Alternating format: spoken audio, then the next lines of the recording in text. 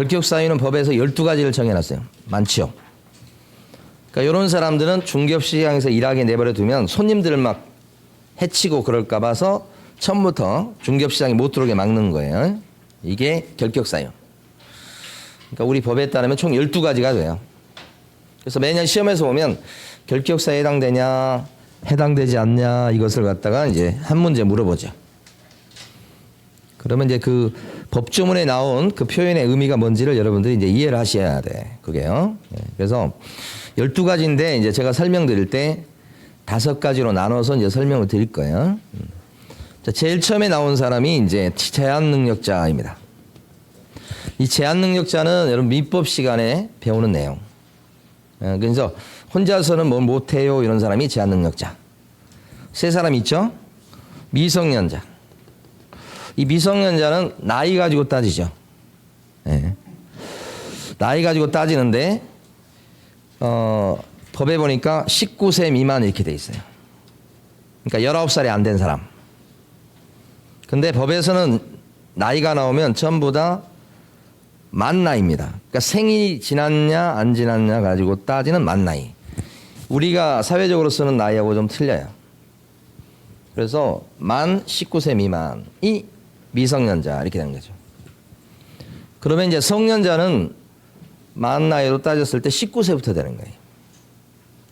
그러면 보통 대학교 1학년이 몇 살 정도 됩니까? 우리 나이로는 한 20살? 만 나이로는 19세. 근데 대학교 1학년이면 그러면 성년자예요? 미성년자예요? 1학년이면. 재수 안 했다 치고 1학년이면. 생일이 지난 사람은 성년자. 안 지난 사람은 미성년자 이렇게 되지. 그러니까 대학교 1학년은 일반 보편적으로 봤을 때는 성년자하고 미성년자가 섞여 있는 거지. 생일이 2월 달이야. 빨라. 그러면 입학했을 때 이미 생일 지났기 때문에 성년자. 생일이 한 11월 달이야. 그러면 1학년이 다 가도록 미성년자. 미성년자는 술집에 가면 안 되는 거 아니에요? 근데 가는지 안 가는지 잘 모르겠네. 하여간 나이 가지고 따집니다. 그렇게. 그 다음에 피한정 후견인과 피성년 후견인이 있는데 이 사람은 피후견인 이렇게 되니까 후견을 당한다는 뜻입니다. 이 말은 혼자서 어떻게 할 수 있는 능력이 없으니까 뒤에서 누가 돌봐줘가지고 돌봄을 당하는 사람이라는 뜻이에요. 그래서 제한능력자가 되는 거예요. 반대는 이제 후견인 그러면 누구를 뒤를 봐주는 사람이지. 그럼 피한정 후견인과 피성년 후견인은 정도 차이입니다. 그리고 대표적인 사례는 치매 노인분이세요. 그래서 우리 이제 돌아가셨지만 어떤 재벌 회사의 회장님 지내셨던 L그룹의 신모 회장님이 이렇게 휠체어에 타고 법원에 가셔가지고 피한정 후견인 개시 결정을 받았어요. 그래서 이제 피한정 후견이었어요. 이제 가만히 보면 피한정 후견이나 피성년 후견인은 드물어요. 그런데 정도 차이. 피한정 후견인은 제정신이 있을 때가 덜어는 있는 거예요. 근데 피성년 후견인은 제정신이 있을 때가 없는 거예요. 한때도 없는 거예요. 정도가 심한 거죠. 네. 그러니까 치매 노인분으로 이해하시는 게 제일 좋아요. 그런데 저렇게 되려면 법원에 판사한테 보여봐서 판사가 누가 뒤를 봐줘야 되겠다고 후견 개시 결정을 하면 그때부터 피한정 후견인, 피성년 후견이 되는 거예요. 상태만 가지고 판단하지 않고 법원 판사가 딱 결정을 내려줘야 돼요. 그러다가 이제 혹시 제정신이 돌아왔다 그러면 또 판사가 후견 종료해가지고 더 이상 돌봐줄 필요 없다 그러면 여기서 벗어나는 거예요. 그렇게 이해하시면 돼요. 그런데 시험에 나올 때는 그냥 단순히 이렇게 나와요. 그러니까 이 사람이 치매 노인분이구나 이렇게 생각하시면 돼요. 근데 보통 이제 치매 노인분들을 이렇게 법원에 이렇게 모시고 가는 경우는 잘 없어. 이게 법적 의미는 어떤 거냐면 이분이 혹시라도 치매 상태에 있는데 뭐 이상한 소리를 해가지고 우리 자식들한테 특히 재산관계에서 무슨 이상한 영향을 미칠까봐 아버님이 앞으로는 무슨 얘기를 하면 이거 효력이 없는 거예요 라고 만들 때 법원에 모시고 가는 거예요. 근데 이걸 안 해놓으면 아버님이 갑자기 막내한테 다 준다 이래버리면 이제 형제지간에 난리가 나는 거예요. 그것 때문에 필요하고 일반 서민들은 전혀 법원에 갈 일이 없어요. 법원 가기 전에 뭐 요새도 보면 요양보호원 뭐 이런 데 먼저 모시고 갑니다. 그리고 그거 끝입니다. 이렇게 만들질 않아요. 그러니까 저렇게 될 정도가 되면 재산이 좀 있었을 때 저런 얘기가 나옵니다. 자, 끝이에요. 그래서 시험에는 그대로 나오니까 글자 그대로. 다른 거 생각지 마시고. 그러니까 우리 교재에는 보면 90페이지에 보시게 되면 네모 2번에 가로 1번 보면 미성년자라고 되어 있고 첫 줄을 밑줄 그으시면 19세, 만 19세에 달하지 아니하는 자가 미성년자. 그래서 이 사람이 결격자 이렇게 하는 거예요. 그거 하나 첫 줄 보시면 돼요. 지금 단계에서. 가로 2번과 가로 3번은 이제 제목만 보시면 돼요. 피한정 우연인, 피성년 우연인 이렇게 또 가봅니다. 두 번째 덩어리는 아까 5가지 덩어리로 나눠서 설명드린다고 그랬어요. 두 번째 덩어리는 빚이 너무 많아서 그죠? 못 갚겠다고 손 들어버리는 사람이에요. 빚이 너무 많은 바람에 이런 사람을 파산자다. 나 파산했다 이런 얘기를 하거든요. 그럼 빚이 너무 많아서 나 못 갚겠다. 나 빈털털이야. 그런 뜻이에요. 그러면 이제 빚이 많은 사람은 어떻게 하느냐? 법원에다가 빚이 너무 많으니까 파산 신청을 해요. 못 갚는다고. 그럼 판사가 또 따져봐서 파산 선고를 해요. 그러면 파산자예요. 그러면 장점이 하나 생겨요. 큰 장점이. 안 갚아도 돼요. 그러니까 빚 안 갚으려고 파산 신청하는 거예요. 그럼 이 제도는 왜 만들었는가? 자기가 빚을 졌으면 갚아야 될 건데. 빚을 진 게 우리가 생각할 때는 그 사람의 개인적인 잘못 때문에 빚을 졌다 이렇게 생각할 수 있어요. 맞아요. 그런데 그것이 전부는 아니라는 거예요. 사회적인 그런 책임도 있다는 거예요. 국가 책임도 있어요. 빚진 게. 왜냐하면 빚진 사람들의 통계를 내보면 부동산 경기가 좋고 경제가 좋은 상태에서는 빚진 사람의 숫자가 줄어요. 근데 만약에 경기가 안 좋죠. 우리 나라 경제가 안 좋고 그러면 빚진 사람의 숫자가 늘어요. 그 얘기는 단순히 개인의 책임만 아니라는 거예요. 그래서 선진국에서는 사회적 책임을 공감을 해서 빚이 너무 많은 사람에 대해서 벗어날 수 있게끔 하는 제도를 뒀어요. 파산 신청을 해서. 그래서 빚을 안 갚는 걸로 이렇게. 근데 우리는 이제 또 우리나라 사람들은 좀 창조적인 파괴 활동을 많이 하죠. 빚을 갖다 갚을 수 있는데도 재산을 막 다 빼돌려 놓고 그다음에 못 갚겠다 이런 사람들이 이제 나오기 시작한다고. 이게 초창기에는 이용이 안 되다가 90년도 후반 때 IMF를 지나면서 이 제도가 많이 쓰이기 시작했어요. 그러니까 이게 뭐하고 또 맞물려 있냐면 변호사, 법무사의 그 돈벌이하고 맞물려 가지고 많이 진행이 되죠. 이 제도를 만드는 거. 이게 필요한 제도인데 또 이걸 통해서 빚을 안 갚으려고 하는 사람도 분명히 또 있으니까 잘 걸러내야 될 겁니다. 이게 파산 제도입니다. 파산 제도. 이런 제도가 없으면 빚이 많은 사람은 택할 수 있는 길은 두 줄 중에 하나입니다. 하나는 자살이고요. 또 하나는 칼 들고 나서는 수밖에 없어. 그게 안 좋잖아요. 그래서 이 제도가 필요한 겁니다. 다만 이제 이걸 이용해서 빚 안 갚으려고 하는 사람을 잘 잡아놔야 되겠죠. 그럼 파산자는 이렇게 빚을 안 갚는 그런 혜택을 누리는 대신에 마이너스가요. 불이익을 받는 게 되게 많아요. 그게 뭐냐면 가질 수 있는 직업이 거의 없어요. 요 파산 선고 받은 사람은 경제적인 무능력자입니다. 경제 활동을 할 수가 없어요. 근데 그런 불이익을 감수하고서라도 못 갚겠다고 하는 거예요. 이렇게. 그럼 이 사람은요, 나중에 평생 동안 파산자가 되는 건 아닙니다. 나중에 가면 권리를 회복시켜주는 단계가 와요. 그걸 복권된다고 그래요. 권리를 회복시킨다는 얘기는 요 잃었던 마이너스 된 권리를 다시 회복시켜준다는 뜻이에요. 요게 길면 10년입니다. 그러니까 아무 일을 안 해도 파산 선고 받고 10년이 지나면 자동으로 복권이 돼요. 죽을 때까지 이렇게 살아라 그렇게 할 수는 없는 거예요. 길어야 10년. 근데 좀 빨리 벗어나고 싶은 사람은 중간에라도 기회가 되면 빚을 좀 갚고 해가지고 복권되는 방법이 또 있어요. 빨리 되는 방법이 있죠. 근데 10년을 넘어갈 수는 없어요. 이게 파산제도. 그래서 빚이 많아가지고 손들어버린 사람, 이런 사람은 법원의 판사가 선고를 내려주면 파산자가 돼서 중개업 시장에서 일하기는 적합치 않다. 그것도 요 마이너스에 들어갑니다. 이런 사람을 중개업 시장에서 일하게 만들어주면 문제가 생길 거 아닙니까? 예. 좀 빨리 벗어나기 위해서 어떻게 할 수 있어요? 손님들을 갖다가 등치거나 또 사기치거나 그럴 수 있죠. 예. 그래서 못하게 하는 거예요. 근데 파산하고 비슷하지만 영 다른 게 회생이 있어요. 회생은 이 사람도 빚이 많은 사람이긴 한데 이 사람은 빚을 갚는 사람입니다.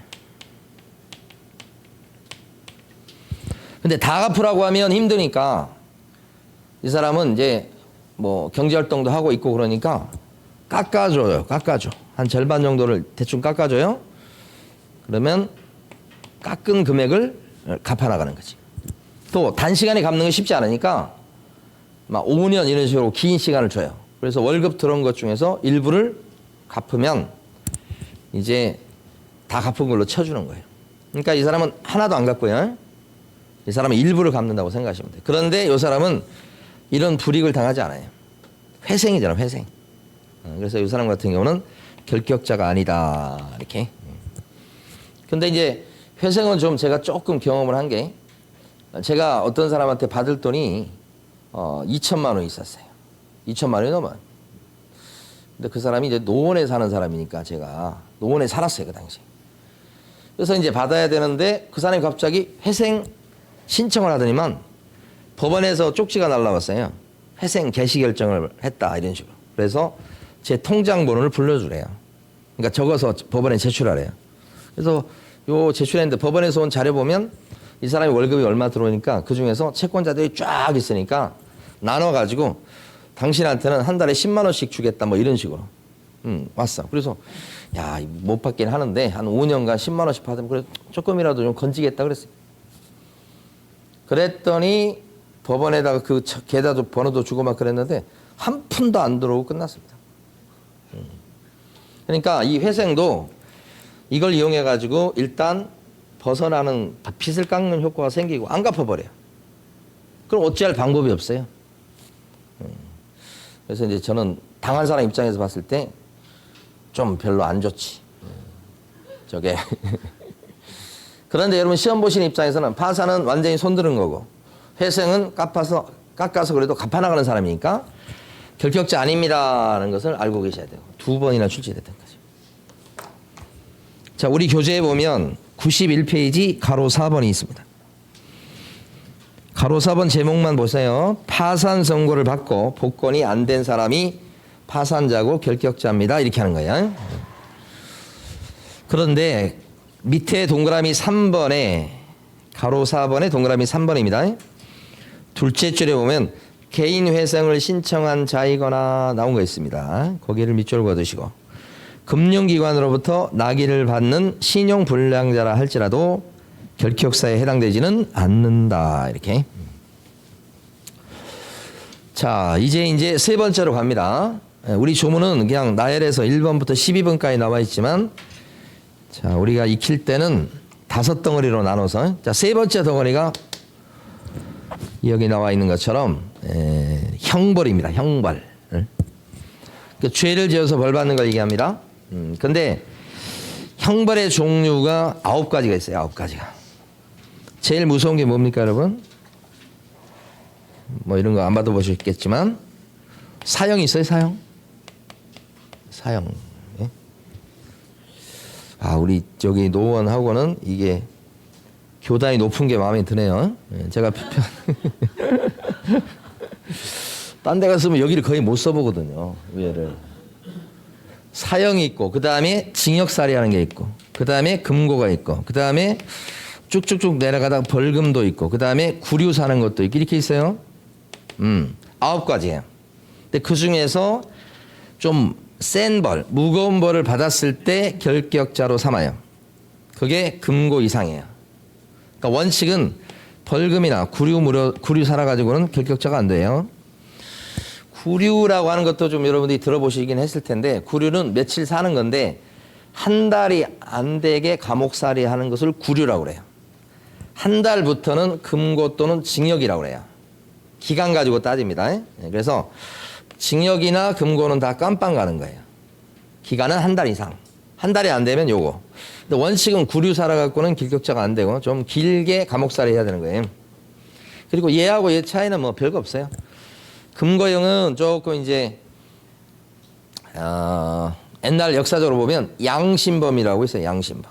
그러니까 뭐 잡범이 아니고 이런 사람한테 내린 게 금고고요. 징역은 강도나 절도 이런 사람들. 다른 말로 하면 잡범이라고 얘기하는데 그런 사람한테 하는 게 징역이고 요 금고인데 지금은 잘 구별 안 합니다. 거의 대부분 징역입니다. 금고 보기 드물어요. 그러니까 거의 법조문에만 남아있다고 생각하시면 돼요. 드뭅니다. 이게. 그래서 무거운 벌 그럼 뭐예요? 금고, 징역, 사형 이렇게 되지. 그리고 또 한 가지는 아셔야 될 게 이 선고가 꼭 있어야 됩니다. 선고 누구 하죠? 판사가 하는 거지. 판사가 죄를 인정해야 그때부터 죄인이 되고 그때부터 결격자가 되는 겁니다. 응? 그래서 이 내용을 좀 이해하셔야 돼. 죄를 짓게 되면 처음에 죄 지은 거에 대해서 죄를 지은 사람이에요. 수사에서 증거를 찾으려고 노력을 해요. 증거를 잡았죠. 여기서 검사나 경찰에서 그러면 검사가 판사 앞으로 끌고 갑니다. 그걸 기소라고 해요. 기소되니 많이 그런 얘기해요. 기소가 되면 판사 앞으로 가서 재판을 받아보는데 그게 뭐냐면 증거를 믿을 수 있냐 이것을 판사가 따져보는 거예요. 믿을 수 있을 때 하는 것이 선고예요. 형벌의 선고. 징역 1년, 벌금 500 이렇게 하는 거예요. 판사가 죄를 인정해야 죄인이 되는 거예요. 빨간 줄이 간다고요. 그때부터 이 사람은 죄인이고 그래서 이 사람은 결격자가 된다 이 말이지. 요것을 이해하셔야 돼. 선고. 그 전에 가만히 보면 우리 그 뉴스나 이런 거 보면 이제 막 불러서 소환해서 막 조사하고 막 그럴 수 있죠. 뭐 소환됐다 그러면 거기서 기자들이 뭐 사진 찍고 막 그러잖아요. 그러면 이제 앞에 서가지고 이제 막 기자들이 물어보고 그러면 대답을 하는 경우도 있고 뭐 안 하고 들어가고 막 그렇잖아. 성실하게 조사받겠습니다 그러잖아. 여기 이 사람은 죄인이에요 아니에요? 성실하게 조사받겠다는 사람인데 법적으로는 죄인 아니죠? 응? 진짜 맞죠? 죄인 아니죠? 진짜로요. 우리 심정에는 그 사람 어떻게 생각하고 있어요? 솔직히 죄인이라고 생각할걸? 마음속으로는. 그래서 이제 그게 좀 문제가 있는 겁니다. 특히 이제 유명한 사건이라고 그러면 완전히 거기서 죄인을 만들어버려요. 그 전에 신문에 내면서 죄인을 만들어버리는 거예요. 그럼 나중에 여기 가서 무죄 나오면 어떻게 해요? 그건 기사에 나오지도 않아요, 그러면. 사람을 죽이는 겁니다, 이게. 그러니까 우리가 안 당해보면 어떻게 해요? 아, 이거 뭐 문제가 있겠지, 이렇게 생각하죠. 근데 본인 입장이 되면 다 틀려져요. 제가 말씀드렸는가 모르겠습니다만 제가 깨달은 것은 인생은 내로남불입니다. 본질이 그래요. 잘못이 아니에요. 사람은 다 자기 입장에 생각하니까. 자, 그 다음에 어떤 사람이 더 있냐면 이 사람보다 더 심한 사람 누가 있냐면 버스에서 이렇게 묶여서 내리는 사람이 있어요. 그리고 재판정으로 가는 사람이 있어. 그 사람 재판 받아요. 죄인입니까? 양심적으로. 죄인이냐고. 죄인으로 생각하고 계실걸? 저도 그런 느낌이 드는데. 근데 법적으로는 아니란 거예요. 근데 벌써 우리는 저 사람 죄 지은 사람 옷도 죄수복 비슷한 거 입고 가잖아. 어떨 때는 묶여가잖아.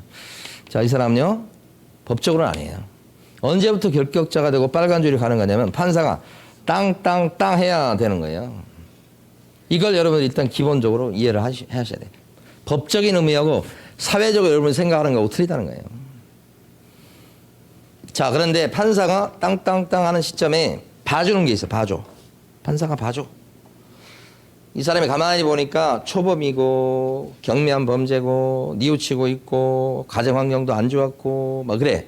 그랬을 때 선고하려고 하다가 판사가 밀어두는 경우가 있습니다.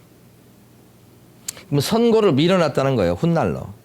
그럼 이거 선고가 있는 거예요? 없는 거예요? 선고를 밀어놨으니까. 밀어놓은 결정을 한 거니까. 없는 거지 선고가. 죄인이 아니에요. 아니지. 그래서 결격자가 아닌 거예요. 그러니까 예를 들어서 징역 6월에 판사가 선고합니다. 선고유예 처한다 하면서 땅땅땅 때려 이렇게. 이거 선고한 거예요, 안 한 거예요? 법적으로 안 한 거예요. 선고하려다가 참는다 이렇게 되고 참는 기간은 2년인데 요 기간 동안 너가 잘 보내면 내가 선고 안 하고 끝내줄게 이렇게 되는 거예요. 그러면 잘하면 전과 기록이 안 남고 빨간 줄 안 가고 끝날 수 있다는 거지. 무죄 판결 다음으로 봐주는 거지. 이 사람은 실질적으로 죄를 지은 거예요, 안 지은 거예요? 죄를 지은 거예요. 죄를 지었음에도 불구하고 판사가 봐줘가지고 너 2년 동안 내가 선고 안 하고 볼 테니까 세 사람이 한번 대발하라는 거지. 깜빵에 보내가지고 세 사람 만들려고 하는 게 제도이지만 깜빵 가서 세 사람 돼서 나온 사람이 드물어요. 그러니까 이런 경미한 사람을 깜빵에 보낼 게 아니고 살짝 겁만 주면 자기가 알아서 세 사람 될 거라고 보는 거예요. 좋은 제도예요. 의미 자체는. 네, 그래서 선고유예 받았다 그러면 결격자가 안 된다는 게 결론이죠. 그런데 판사는 이 사람 다음으로 봐주는 경우가 선고는 하되 집행을 미뤄두는 경우가 있어요. 여기서 선고받으면 죄인이 됐기 때문에 이제 깜빵 가야 된다고. 그런데 깜빵 가는 것을 갖다가 밀어놓는다는 거지. 그러니까 선고유예보다는 조금 센 거지. 예를 들어서 징역 1년인데 판사가 집행유예 해가지고 2년을 땅땅땅 때려. 이게 무슨 말이야. 이걸 여러분들 해석하셔야 돼. 징역 1년을 갖다 선고했다는 거예요? 안 했다는 거예요? 선고했어. 그런데 깜빵 보내는 것은요. 당장 보내지 않고 2년 동안은 밀어놓으니까 이 사람은 집으로 가는 사람이에요. 집으로. 깜빵을 보내는 게 아니고. 그래서 봐주는 거예요. 근데 이 2년 동안 집행유예 받은 2년 동안 어떻게 해야 돼? 다른 범죄 저지르지 않고 잘 보내야 된다고. 잘 보내면 어떤 일이 벌어져요? 2년 후에는 깜빵 갈 일이 없어. 근데 선고는요. 받았었던 거죠. 빨간 줄은 쫙 갔어요. 그런데 이제 깜빵 안 가는 것도 혜택이에요. 그래서 너 깜빵 안 가게 해줄 테니까 잘 보내봐 이런 거지. 이 집행유예 기간은 판사가 정하는데 길면 5년까지 정할 수 있어요. 이렇게. 근데 이 사람은 선고가 있었기 때문에 죄인 확실하죠. 그래서 이 사람은 결격자로 삼아도 할 말이 없죠. 얼마 동안이냐? 바로 유예 기간 동안 결격자다. 이렇게 보는 거예요. 시험에서 결격사유 관련해서 문제 나올 때 5지문 중에 한 지문은 무조건 이거일 정도예요.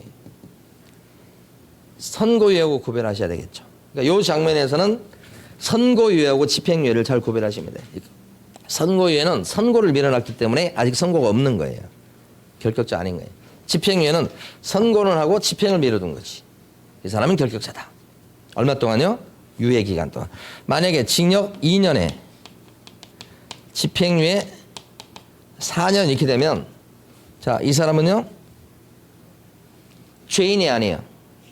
죄인으로 확정된 거예요. 선고가 있었기 때문에. 깜빵 갑니까? 안 가지. 집으로 가지. 이 사람 결격자입니까?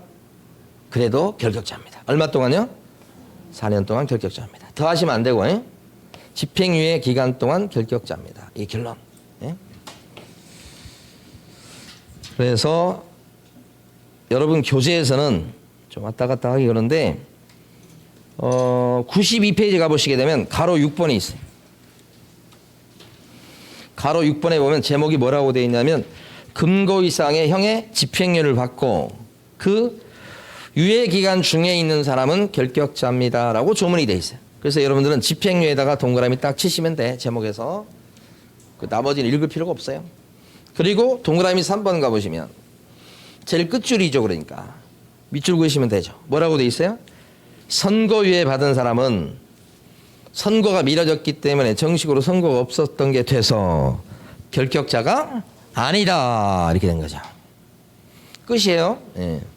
그러니까 지금 교재에 나와 있는 내용 중에서 지금 수업 시간에 밑줄을 긋는 거 위주로 보시면 되고 그 밖의 것을 보시면 시간 낭비 아실 필요가 없어. 결론은 시험에 나오는 것은 너무 간단해요. 이해하려고 수업을 듣는 거예요. 그러니까 여기는 책은 이제 그걸 막 풀어서 써놓은 거니까 그 결론 해당되는 것을 밑줄 긋고 그걸 이해하시면서 기억해 두시면 되는 거예요. 시험 공부가. 또 봐요 이제. 칠판 보시면 징역 7년을 선고했습니다. 판사가 합니다, 이거. 징역 7년이면 되게 센 겁니다. 7년이. 살인죄를 저지른 사람이 형량을 보면 징역 5년 이상 이렇게 돼 있어요. 근데 7년이다 그러면 되게 센 거예요. 그러면 7년 동안 깜빵 갔다 와야 돼요. 선고 있었기 때문에 죄인입니다. 깜빵에 7년 있어야 됩니다. 7년 다 살면 어떻게 돼요? 교도소장이 나가라고 그럽니다. 그러면 선고받은 형을 다 집행한 거예요. 그래서 이걸 집행 종료. 다른 말로 만기 석방. 석방된 거예요? 형기를 다 채우고 석방된 거예요. 그럼 이 사람은 교도소에 있는 기간 동안 어떻게 결격자입니까? 선고가 있었기 때문에 죄인이죠. 죄인은 결격자예요. 그럼 나와서 그죠? 나오는 즉시 결격사에서 벗어난다 그래 버리면 이 사람이 불이익을 받는 게 없어요. 교도소에 있는 동안 결격자이긴 한데 부동산 일을 할 게 아니잖아. 그러면 7년 동안 결격자입니다. 나왔을 때부터는 결격자 아니에요. 불이익을 받는 게 뭐가 있어요? 실질적으로 없는 거예요. 그래서 몇 년을 붙여줘요? 3년. 나와서도 몇 년 동안은 일 못한다? 3년 이렇게 해놓은 거예요. 그 왜 3년인 거예요? 왜 3년 동안 일을 못하는 거예요, 나와서? 왜 3년이 될까? 그냥 3년이에요. 그냥 3이라는 숫자 좋아해요. 사람이. 응? 우리 사람이 좋아하는 숫자가 있어요, 그냥. 응? 어떤 숫자 좋아하는 것 같아요? 여러분도 다 아시는 거잖아요. 실자 이런 거 좋아하지 않나요? 어쨌든 간. 또요. 4? 3 이런 거, 3 이런 거 좋아하지. 막 6자 좋아하던가 6자? 8자 이런 거, 이거 중국 사람 빼고는 8자 좋아해요? 이거 아니잖아요, 이게.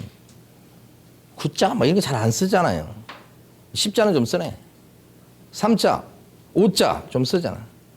아니, 그러니까 이게 그냥 왜 그래, 그거 없어요. 그냥 그 숫자를 좋아한 거예요. 3년이요, 더. 그러니까 실질적으로 불이익을 받는 것은 이거지. 그러나 시험 보실 때는 이 사람의 결격사유 기간이 몇 년입니까? 라고 물어보면 여러분들은 10년이라고 답을 하셔야 돼. 실질적으로는 3년이지만.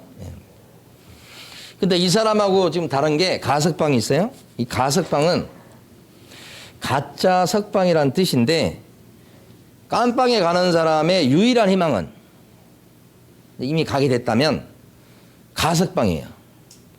가석방 때문에 깜빵에서 교도관들 말 잘 듣고 순종하는 거예요. 이게 목표예요. 가석방은 7년 받았는데 중간에 교도소장이 5년쯤 됐을 때 나가라고 해주는 거예요. 이렇게 되려면 깜빵에서 모범적으로 수감 생활을 해야 돼. 그런 사람을 뭐라고 불러요? 모범수. 학교에 모범생이 있다면 깜빵에는 모범 죄수가 있는 거예요. 그래서 점수 매기입니다, 이거. 점수가 일정 점수 돼야 가석방 조건이 되는 거라고요. 옛날 영화 중에 보면 쇼스탱크의 뭐 탈출인가 이런 게 있었죠. 예. 아, 하여간 이해하고 들어주세요. 거기 보면 중간에 보면 가석방 심사를 하러 누가 오잖아. 예, 그래서 막 하면 처음에 뭐라 그래요? 뭐 이렇게 되면 어떻게 뭐 어떨 계획이냐 그러니까 뭐 자기는 뭐 하고 하면서 이미 바뀌었다고 막 하면서 막 할 때 결과가 뭐였어요? 기각이지. 안 들어주지. 너 말을 누가 믿어 이렇게 되지. 근데 나중에는 뭐야? 내보내려면 내보내고 말라 말고 뭐 이렇게 했더니 뭐야? 내보내주잖아 또. 참 그 세상에 그건 왜 그런지 모르겠는데 하여간 그래요. 그러니까 막 너무 간절하면 좋은 것도 있지만 그건 또 안 되는 수가 많아. 그죠? 아니 가석방이 그거거든. 목표가 이거거든. 중간에 튀어나가는 거. 예? 그 집으로 일찍 가는데 핵심이 뭐냐? 가석방 되어봤자 집으로 가는 것이 이제 장점인데 나머지 형기가 남아 있어요. 이게 특징. 그러니까 집에서 2년을 집행을 받는 거야. 그러면 집 밖을 못 나가느냐? 아니고 돌아다닐 수 있어요. 근데 이제 멀리 가거나 그러면 경찰서에 가서 얘기하고 가야 돼. 경찰서에 관리를 받는 거예요. 어쨌든 형기가 남아있고 집에서 집행 받는다고 보는 거예요. 2년까지 더 지나면 어떻게 돼? 끝난 거예요, 이제. 그러면 결격사에서 벗어났나요? 아니죠. 어떻게? 3년 더 이렇게 된 거지. 그러니까 이 사람은 집으로 좀 빨리 가는 거. 그것이 이제 목표인 거예요. 예? 이런 측면에서 가석방 된 사람은 시험에 많이 나오진 않지만 제가 볼 때는 주의해야 될 게 가석방이에요. 가석방 된 사람은 3년만 지났다고 그래가지고 결격사에서 벗어난 게 아니고 자녀 형기 지나고 또 3년 지나야 된다는 거예요. 예? 요게 살아있다는 거예요. 핵심. 이게 뭐예요? 가석방. 그러면 위에처럼 징역 7년을 선고받고 7년을 다 채운 사람, 모범수가 아니어서 이 사람의 결격사유 기간하고 7년을 선고받았는데 5년쯤 됐을 때 모범 죄수가 돼가지고 가석방 된 사람하고 총 결격사유 기간을 따지면 누가 더 길어요? 총 결격사유 기간이 똑같다는 걸 이해하셔야 돼요. 집에 일찍 오지만 이거 남아있으니까, 살아있으니까. 예? 요거죠. 자, 그 다음에요. 요거 하셔야 돼. 여기 보면 집행면제라고 하는 게 있어요. 7년을 선고받았는데 5년쯤 됐을 때 요 2년 있잖아요. 이거 없애줘. 그게 집행면제예요. 7년 받았으니까 7년 채워야 될 건데 2년을 쓱싹쓱싹 없애줘. 그게 집행면제고 집행면제에 해당되는 가장 대표적인 사례가 뭐냐면 특별사면이에요. 그리고 특별사면은 대통령이 하는 거예요. 지금 보니까 또 특별사면 할 모양이더만요. 예. 그래서 특별사면 이렇게 대통령만 할 수 있어요. 그럼 대통령이 뭐 해주는 거냐?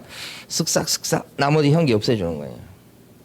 그러면 특별사면 받는 순간에 집행이 다 끝나서 몇 년만 더 지나면 돼요. 이것도 3년이잖아요. 그러니까 여기 없어지는 게 아까 가석방하고 다른 점이죠. 그걸 잘 구별하셔야 돼요. 시험에는 가석방보다 특별사면이 잘 나와요.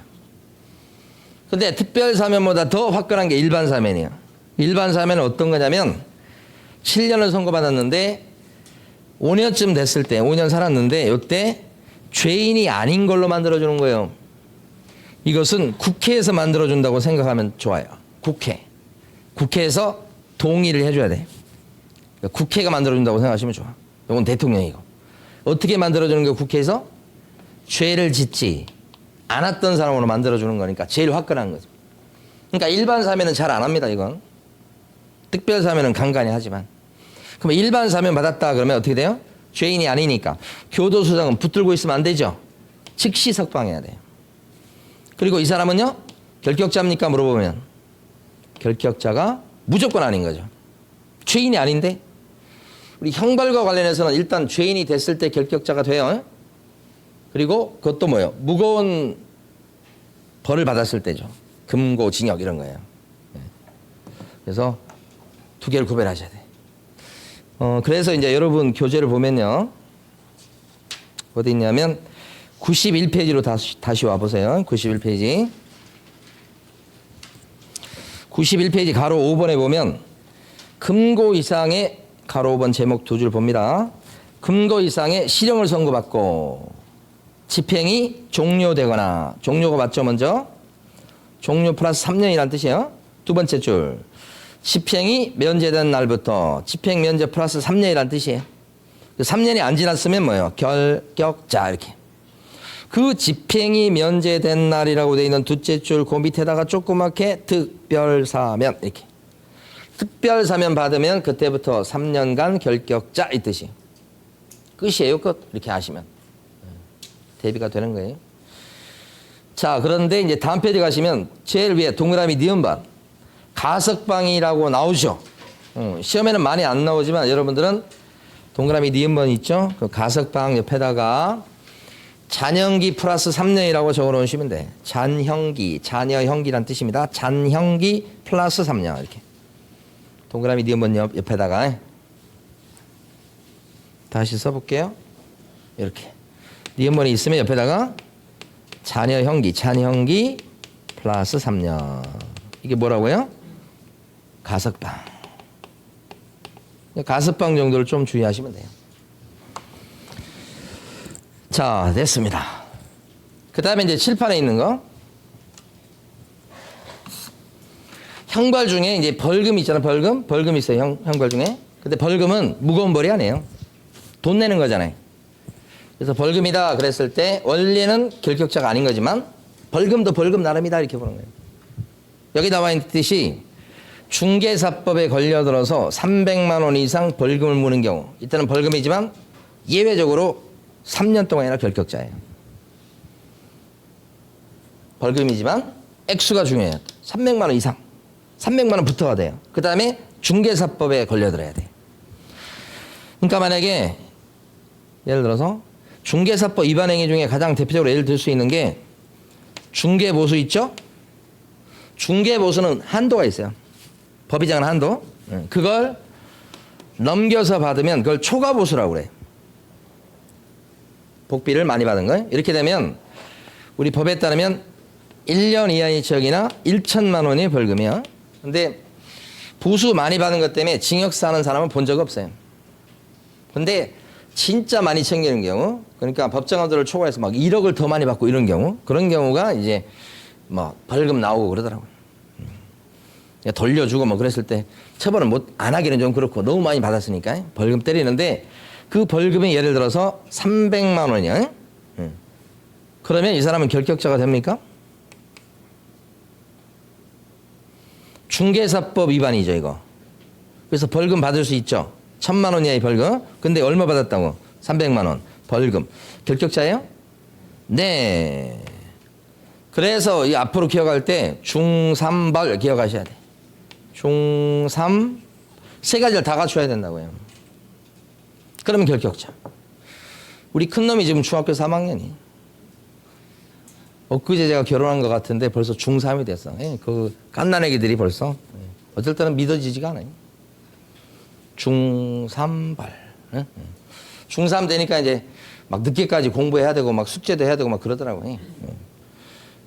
그래서 아침에 깨울 때 너무너무 힘들어요. 중3벌. 이렇게. 세 가지 용건을 몽땅 갖추면 결격자인데 얼마 동안 결격자예요? 3년 동안이죠. 자, 중3벌. 내년에 이제 고등학교 올라가겠죠? 그럼 내년 수업할 때는 어떻게 해야 되나 걱정이에요. 계속 중학교 3학년 얘기를 해야 되는데 중3벌 이렇게 뭐 유급을 시키든가 해야지 뭐. 중3벌. 자, 근데 만약에 중개사법 위반이 아니고, 그렇죠? 도박죄를 저질렀어. 도박죄. 도박죄 뭔지 아죠? 형법에 나와요. 도박죄. 형법상의 그 도박죄를 저질러서 500만 원 벌금 받았습니다. 그러면 결격자인가요? 결격자가 아니다. 액수도 이제 300 이상이고 벌금이지만 중개사법 위반이 아니죠. 중개사법에 걸려든 게 아니잖아요. 그러면 결격자가 아니다라고 하셔야 되는 거지. 또 하나만 더요. 만약에 아까 초과보수에서 중개사법 위반인데 우리 판사가 벌금 100만 원 때렸어요. 그러면 결격자인가요? 아니다. 액수가 100만 원 갖고는 안 되죠. 얼마부터?